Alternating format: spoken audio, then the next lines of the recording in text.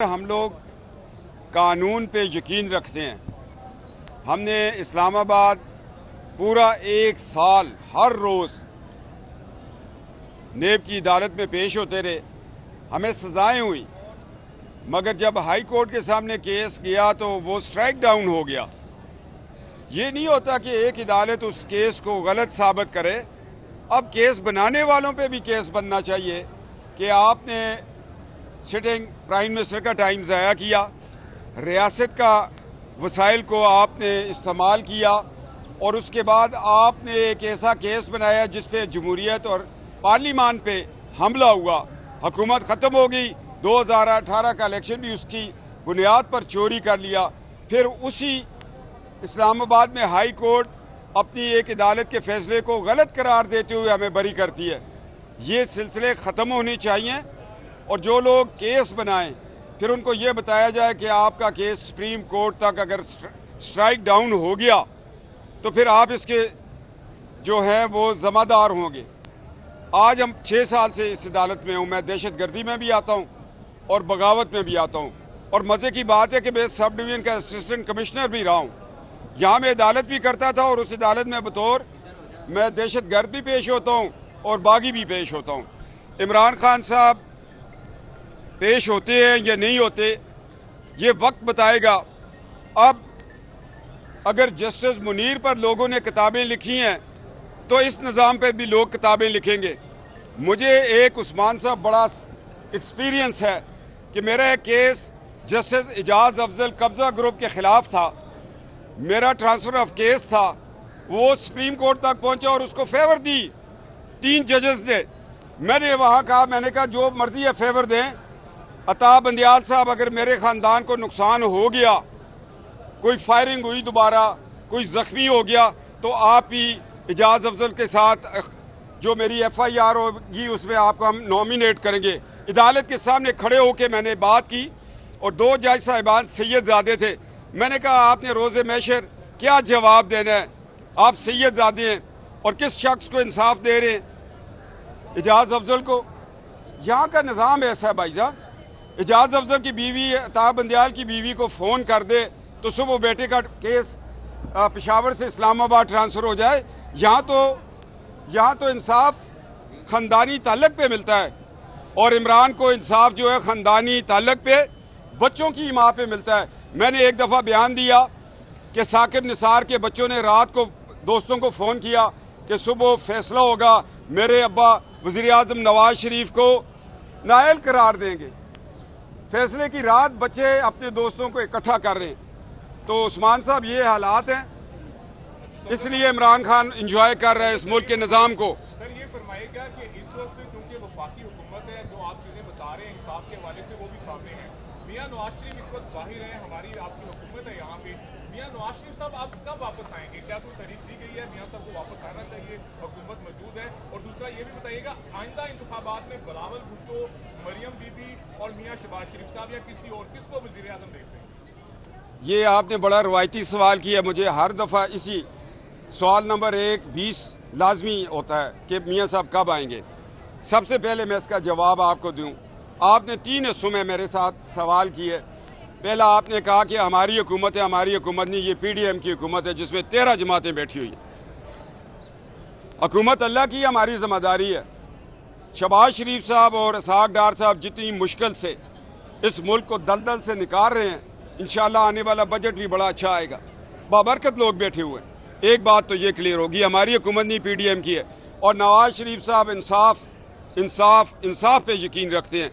اگر حکومتوں سے انہوں نے کوئی رعایت لینی ہوتی تو جنرل رحیل شریف نے کہا تھا مجھے ایکسٹینشن دے دیں، آپ پاناما بھول جائیں، انہوں نے کہا میں اصول نہیں توڑوں گا، میں اڈیالہ جیل چلا جاؤں گا، اور چلے گئے تھے۔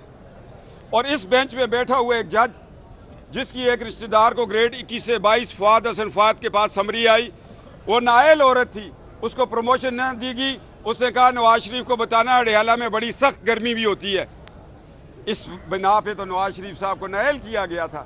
اگر نواز شریف صاحب مجھے اجازت دے تو میں اس جج کا نام بتا دوں، کیا ہوگا؟ کنٹیمپٹ آف کورٹ ہی ہوگی۔ میں بتاؤں کہ فواد حسن فواد کے پاس تمہاری رشتہ دار کی سمری آئی، नवाज शरीफ साहब ने एक प्रमोशन कमेटी बनाई थी जिसका मैं रुकन था, वो सबसे नीचे थी। हमने कहा हम तो नहीं होने देंगे, डयाला कबूल है, नायल को ग्रेड 22 नहीं देंगे। पीछे तो कदूरतें ये है जिसकी वजह से नवाज शरीफ साहब नायल हुए, और रहील शरीफ साहब ने कहा मुझे एक्सटेंशन दे, उन्होंने कहा एक्सटेंशन नहीं दूंगा। और आज भी मैं क्लेम करता हूं कि किसी जज और जर्नल को एक्सटेंशन नहीं देनी चाहिए, ये अदारों की तबाही का बहस बनता है।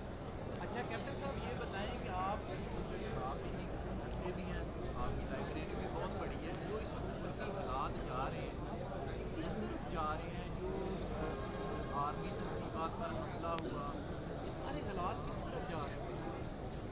मैं बहुत खुश हूँ जी, आज बड़े खरे खरे सवाल हो रहे हैं और खुल के आप लोग बोल रहे हैं, लगता है कि आप डरे नहीं। और मेरे भाई तैयार है, ये लास्ट टाइम भी इन्होंने बड़े अच्छे सवाल किए थे।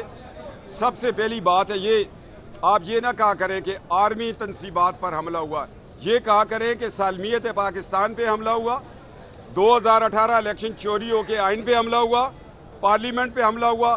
जो काम इंडिया नहीं कर सकता था उसने अपने एजेंटों से करवा दिया। GHQ पे हमला हुआ, ये उन शहदा के खून पे हमला हुआ जिन्होंने पाकिस्तान बनाया। 48 की जंग लड़ी, 65 की जंग लड़ी, 71 की जंग लड़ी, दहशतगर्दी के खिलाफ जंग लड़ी, और आज सियाचिन पर हमारे भाई, हमारे बेटे इस मुल्क के दिफा के लिए लड़ रहे हैं, उनके उस जज्बे पे हमला हुआ। और ये आर्टिकल 6 बनता है इस पर कि जो शख्स अपनी फौज पर, अपनी दिफा पर, अपने आइन पर, अपनी अदालतों पर या अपने पार्लियामान पर हमला करे, उसके लिए कानून है। वो कानून बनाने वाला तख्तेदार पे चढ़ा था जुल्फकार अली भुट्टो, मगर कानून तो मौजूद है।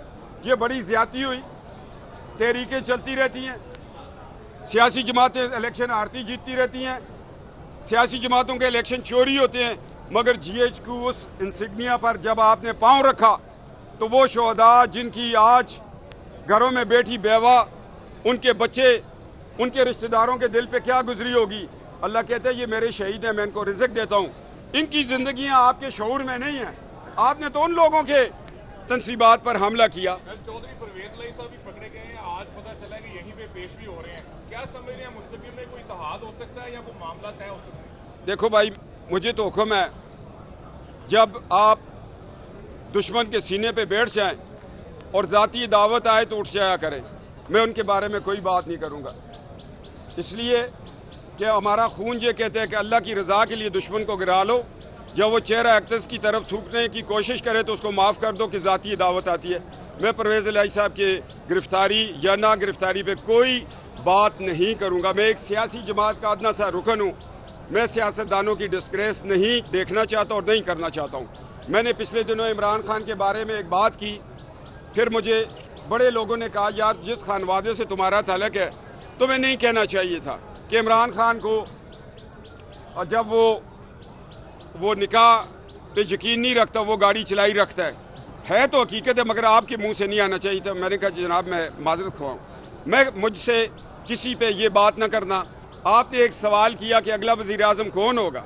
देखिए आप भूल गए, मुझे याद है कौन होगा, वो लोहे महफूज पे लिखा होगा। अल्लाह ने जिसको इज्जत देनी होती है ना, नवाबजादा नसरुल्लाह साहब कायद आज़म के वक्त से सियासत करते रहे, नीक किस्मत में था। मोहम्मद खान जुनेजो कहाँ से उठे, मगर मैं आपको बताऊं एक और मोहम्मद खान जुनेजो की तलाश जारी है। हम भी मोहम्मद खान जुनेजो बन जाते हैं यार अगर, तो मोहम्मद खान जुनेजो को अल्लाह ने नवाज दिया। दुआ ये किया करे अल्लाह आफियत के मामले कर, खैर के मामले कर, मुल्क पाकिस्तान को सलामती दे, काशगर गवादर चला, हमारी महंगाइयों पे कंट्रोल करवा ला। और हमने तुमसे वादा किया था रब एक आज़ाद मुल्क दे दे, हम इस पे तुम्हारा निज़ाम मुस्तफ़ा लेके आएंगे। अल्लाह से हमने वादा नहीं निभाया, सूद का निज़ाम ख़त्म नहीं किया, निज़ाम मुस्तफ़ा सल्लल्लाहु अलैहि वसल्लम नहीं लेकर आए। फिर हम कहते हैं डॉलर 300 का हो गया, आटा महंगा हो गया, बिजली नहीं आ रही। अल्लाह ने भी तो पूछना है, मेरे साथ जो वादा किया था वो पूरा करो, मैं तो तुम्हें रिज़्क़ दे रहा हूँ। बात ये है जी, जो भी होगा इस मुल्क के लिए बेहतर हो।